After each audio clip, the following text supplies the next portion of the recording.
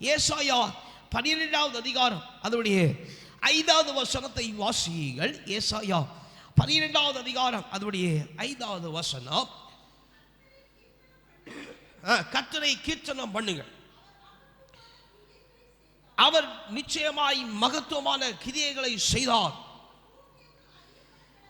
இது பூமி எங்கிலும் அறியப்பட கடவது என்று என் பீர்கள் என்று நீங்கள் சொல்ல கடவீர்கள் என்று சொல்லப்படுகிறது. அல்லேலூயா, அல்லேலூயா, அல்லேலூயா, அல்லேலூயா.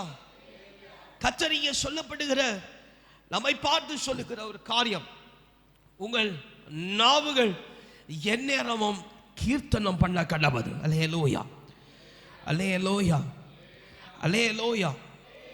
வேத வாக்கியத்தில் அதிகமாய் பார்க்கும் பொழுது ஒரு மனுஷனுடைய ஒரு ஆத்மாவுடைய நாவில் பாடல் உண்டாயிருக்குமானால், பாடலின் சத்தம் உண்டாயிருக்குமானால் அவனை தீர்க்க அறிய முடியும், அவன் கர்த்தரால் அழைக்கப்பட்டிருக்கிறான் என்று சொல்லி. அல்லேலூயா, அல்லேலூயா.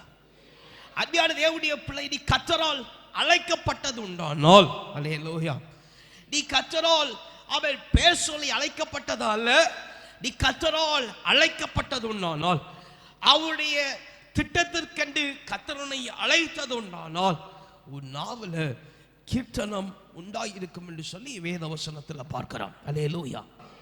இவைகளை நிதானித்து அறிந்து கர்த்தர் வெளிப்படுத்துறது ஒண்ணுதான்.